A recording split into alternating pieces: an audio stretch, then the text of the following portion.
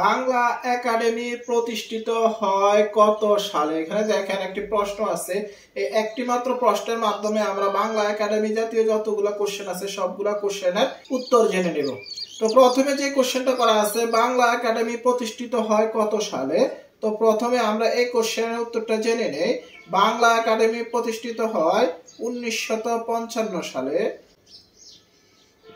1955 সালে বাংলা একাডেমি, যদি আপনাদেরকে কোশ্চেন করা হয় বাংলা একাডেমি 1955 সালে কত তারিখে প্রতিষ্ঠিত হয়, তা উত্তর হবে কি 3 ডিসেম্বর। ডিসেম্বরের 3 তারিখ আপনার বাংলা একাডেমি প্রতিষ্ঠিত হয়।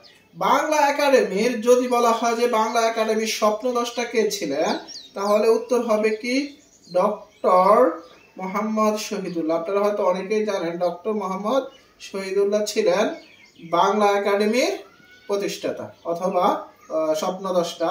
আপনারা এটা সবসময় খেয়াল রাখবেন, কারণ এটা অনেক পরীক্ষার মধ্যে আসে যে বাংলা একাডেমির স্বপ্নদ্রষ্টা কে ছিলেন, ডক্টর মোহাম্মদ শহীদুল্লাহ ছিলেন। এবার যদি আপনাদেরকে কোশ্চেন করা হয় যে বাংলা একাডেমি কেন প্রতিষ্ঠিত হয়েছিল, বাংলা একাডেমি প্রতিষ্ঠিত কেন হয়েছিল বা কখন হয়েছিল? বাংলা একাডেমি প্রতিষ্ঠিত হয়েছিল ভাষা আন্দোলনের পর। বাংলা ভাষা আন্দোলনের পর।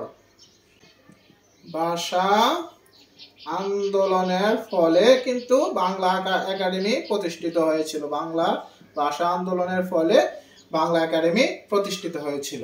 তাহলে আমরা একটা কোশ্চেনের মাধ্যমে কয়টা কোশ্চেন জানলাম? আমরা জানলাম কি বাংলা একাডেমি প্রতিষ্ঠিত হয় কত সালে? 1955 সালে।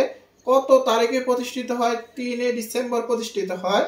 এটা স্বপ্নদ্রষ্টা কে ছিলেন বাংলা একাডেমির? ডক্টর মোহাম্মদ শহীদুল্লাহ। আর বাংলা একাডেমি কেন বা কোন কারণে বা কখন প্রতিষ্ঠিত হয়, সেটা হলো ভাষা আন্দোলনের ফলে বাংলা একাডেমি প্রতিষ্ঠিত হয়। আমরা কিন্তু একটা প্রশ্নের মাধ্যমে কয়েকটা সাধারণ জ্ঞানের প্রশ্ন জেনে নিলাম। এখন যদি বাংলা একাডেমি থেকে আপনাদেরকে যে কোনো ধরনের কোশ্চেন করে, আপনারা ঝটপট অ্যান্সার করে চলে আসতে পারবেন।